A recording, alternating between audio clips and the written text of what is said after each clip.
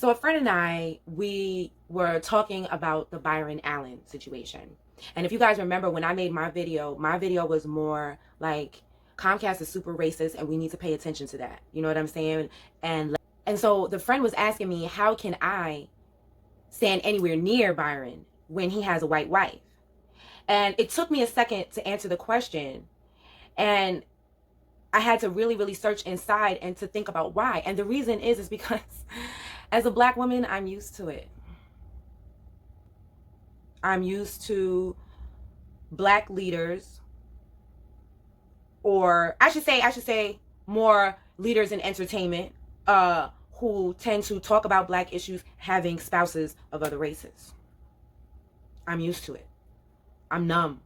So when I saw he had a white wife, I was like, well, Comcast is still racist. What does this have to do with Nick Cannon and Eminem? So Nick Cannon and Eminem are going at it regarding Mariah Carey. For those of you who don't know, back in the day, Eminem had said some slick shit about Mariah, said he fucked her or whatever, and then, you know, it was a problem, and then years later, then he was married to, she was married to Nick Cannon, and then he felt the need to say something, and then I guess recently Nick Cannon went on a show and said something about it. I'm not proving receipts for this. Oh, watch Lovelyty's breakdown or Empressive's breakdown. That's where I get my my entertainment news, okay, from those two ladies. And watch their videos. I'll put links to them in the description. So apparently Nick Cannon said something on some show where he brought up the situation again, saying that he would fight Eminem. Now, somehow now there's a bunch of like diss records going back and forth. Now, I'm kind of closing my eyelids to the situation, and I'll tell you why in a minute. But it is a little concerning to see how many black people is really, really caping for Eminem. Like, y'all really going hard for Eminem. Y'all really, really team Eminem. Do you realize that Eminem has consistently bullied Mariah for nothing, right? He's bullying a woman. Nick Cannon just tried to stand up for his wife, now ex-wife, and so y'all are really on that person's side. And Nick Cannon is black, and y'all really caping for this white boy. So they've been like getting other people to rap for them. This is a very different battle. And what's interesting to me is that, of course, Eminem went and got a black rapper to rap for him, right? But what was interesting is that the black rapper is saying things that Eminem could not say, not without scrutiny from us. Don't you find that interesting? That is like, y'all gonna let that slide? Y'all ain't paying attention to that? Now, like I said, I don't have no dog in this fight, because both of them have said some disparaging things about people that look like me, black women. Whites sometimes mix, but black girls only want your money because of dumb chicks. So I'ma say like this: don't date a black girl, take it as a piss. If you want, but if you don't, I'ma tell you like this: I surely won't. Never date a black girl because blacks only want your money, and that shit ain't funny. Black girls and white girls just don't mix, because black girls are dumb and white girls are good chicks. White girls are good. I like white girls. I like white girls all over the world. White girls are fine and they blow my mind, and that's why I'm here now telling you this rhyme. Because black girls, I really don't like, we don't mix.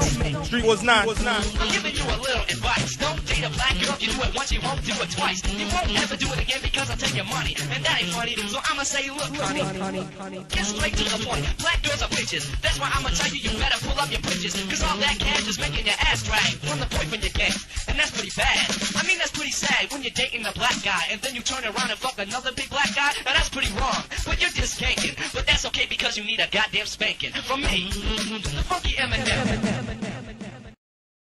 So I don't give a fuck about M or Nick, for that matter. I stopped watching Nick Cannon's class after that shit with him and RZA.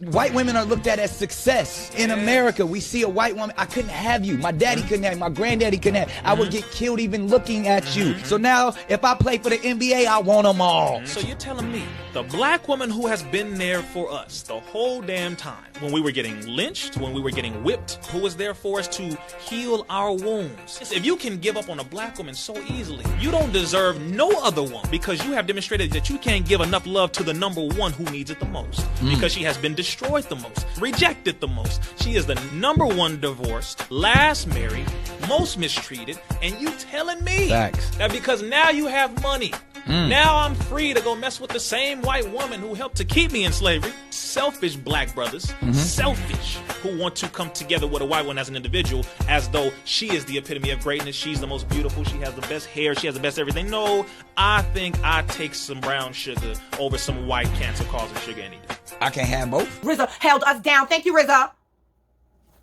But as far as Nick Cannon,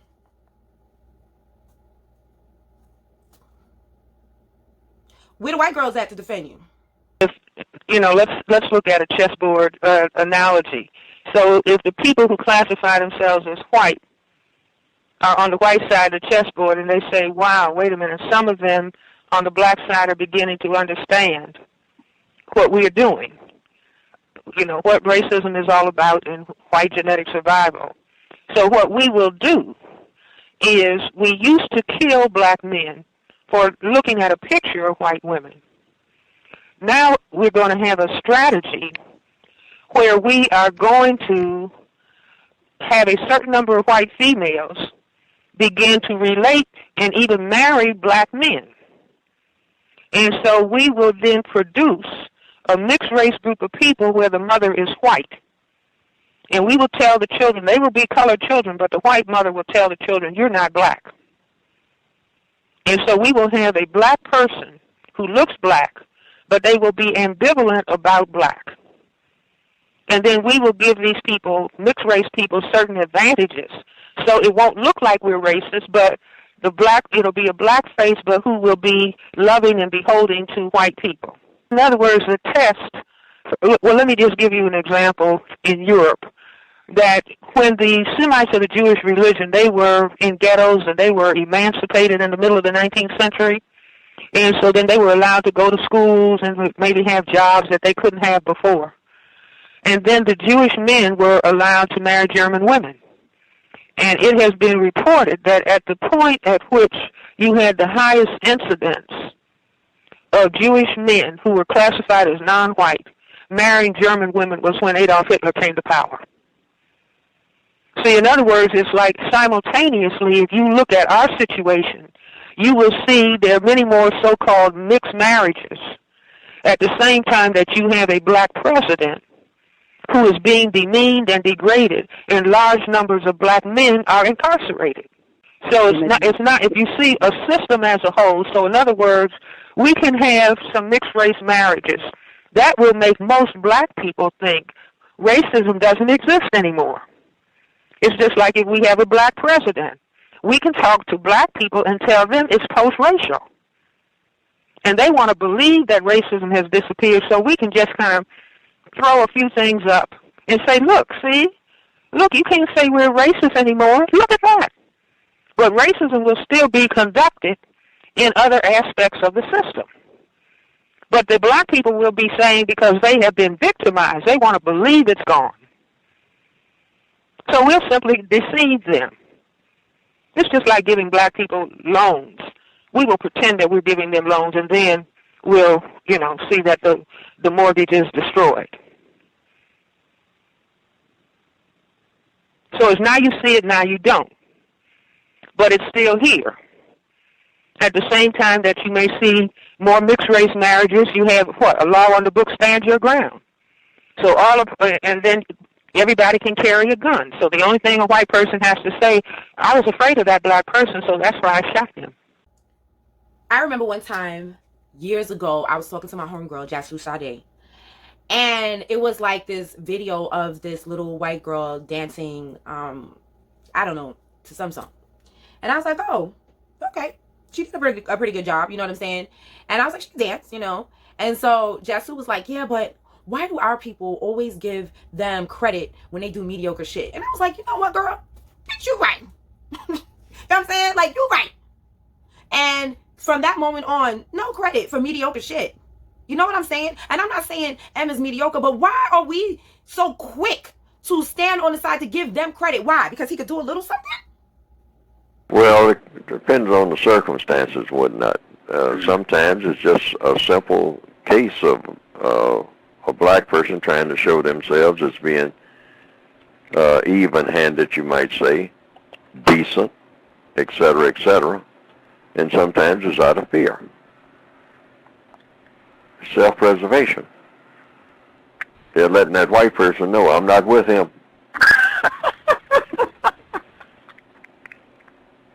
Because if I'm with him, it ain't no benefit in that. If I'm with you, it is. Very simple. Because everything comes from you. It don't come from him. He's just running his mouth. If I'm going to get paid, I'm going to get paid by you. Okay. Why are we so quick to come to their defense? Here's a little analogy that I like to give, okay? Stay with me, okay? Let's say there's a person who has children, right? Who has a child, right? And that person, all the kids in the neighborhood come over to that person's house and chill with the child. You know, you got that house with the snacks there, the video games there. All the kids come and chill at that person's house, right? That person's child now gets sick, right? And is in the hospital. And a child down the block was in a school fight, right?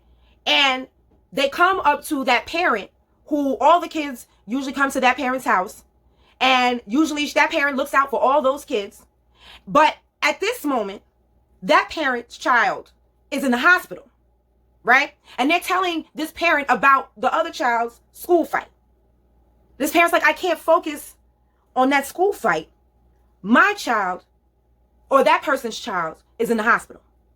I say all that to say, we as a people are that child in the hospital. The child that was in the school fight is everybody else. And in this situation, you would be the parent. I can't worry about all of y'all.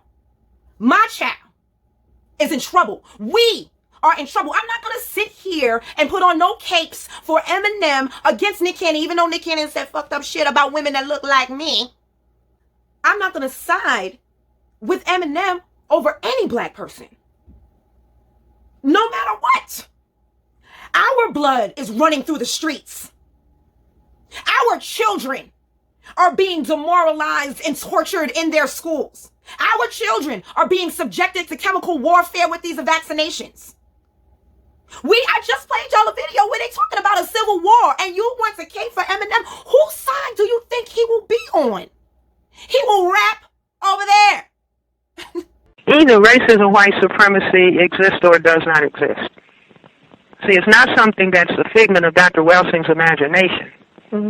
Now, if people look around them, and, you know, this is something that so-called younger generation of black people, if they feel they have white friends, ask their white friends, what do you all talk about when there's no black people around? What do your parents talk about when there's no black people around? Are you aware that white people have an easier time getting jobs, getting a sufficient salary, getting loans, whether it's for a house or a car?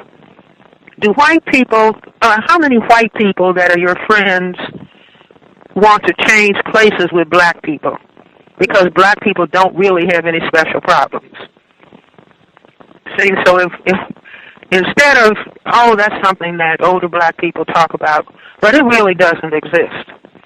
See, it means that, you know, people are simply not even aware. They don't do much reading because it's all kind of research and all kind of studies documenting the hard time that black college graduates have getting jobs compared to whites today, 2014, 2015.